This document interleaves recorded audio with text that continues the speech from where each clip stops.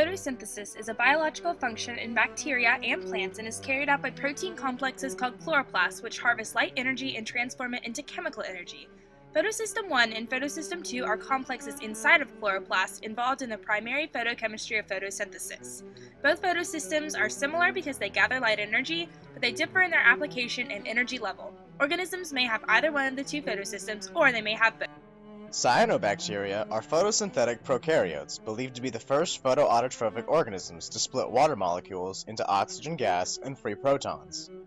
These organisms are largely responsible for the great oxygenation event of the early Archean eon. Cyanobacteria carry out photosynthesis very similarly to plants. They have both photosystems 1 and 2 and utilize a non-cyclic electron transport system to produce ATP while simultaneously reducing NADP to NADPH.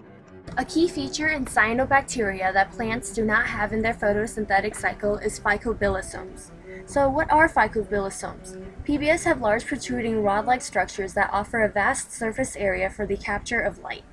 Because of this greater surface area, phycobilisomes are much more effective at gathering light energy than either of the two photosystems alone, and offers its energy mainly to photosystem 2 but sometimes to photosystem 1 if necessary. Phycobilisomes play an important role in cyanobacteria's ability to capture and process light energy in places where light is scarce, such as deep underwater. Cyanobacteria have the unique ability to rearrange their photosynthetic apparatus to optimize the capture of incoming light. This process mainly involves the expression of different genes that replace or remodel proteins in the phycobilisomes and photosystems.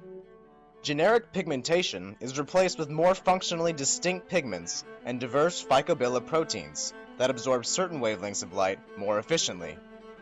This process is known as complementary chromatic acclimation, or photoacclimation. Leptolingia, strain JSC1, is a unique cyanobacterium that possesses an exceptionally advanced form of photoacclimation called far-red light photoacclimation. JSC1 radically changes expression of almost half of its genome to overhaul the photosystems and phycobilisomes to operate in wavelengths greater than 700 nanometers. This reconstruction results from the transcription of a special gene cluster that codes for special far-red pigments. In a certain case study, JSC1 was grown under 5 different radiation conditions: normal white light, green filtered light, red filtered 645 nanometer light, 710 nanometer light, and far red light. The cyanobacteria exhibit no absorption for wavelengths of light past 700 nanometer for the first 3 light sources. For cells grown in 710 nanometer and far red light, absorptions at wavelengths below 670 nanometer were drastically reduced, but uptake for wavelengths from 700 nanometer to 800 nanometer had a threefold increase over cells grown in other cell sources. This pattern is indicative of special pigment synthesis. This graph shows how different genes in the complexes of cells grown in far red light have different transcription rates. Transcript levels were observed to have grown for cells grown in far red light, while transcript levels for genes unassociated with far red light decreased. During this far red acclimation, most core polypeptides of photosystem 1, 2, and phycobilisomes should be replaced by products of the 21 gene cluster to optimize far red light absorption.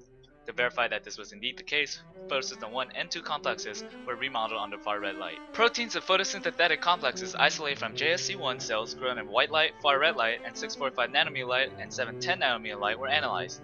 Figure A shows reduced activity in photosystem 1 for 710 and far red light compared to white light and 645 light, indicating an increased activity in the phycobilisomes of the cells, which are crucial for photoacclimation. Spectra observed in figure B indicates that both photosystem 1 and 2 complexes of cells grown in far red light or 710 light contain chlorophyll F, chlorophyll produced during photoacclimation, which absorbs further than any other chlorophyll in far red light.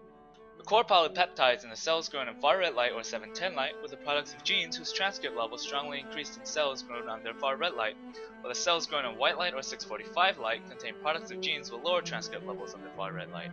This indicated the expression of different genes that replace or remodel proteins in the phycobilisomes of photosystems. Figure A and Figure B visualize the replacement of core subunits of JSC1, including photosystems 1, 2, and the proteins of the phycobilisome cores working to make absorption of far red light more efficient.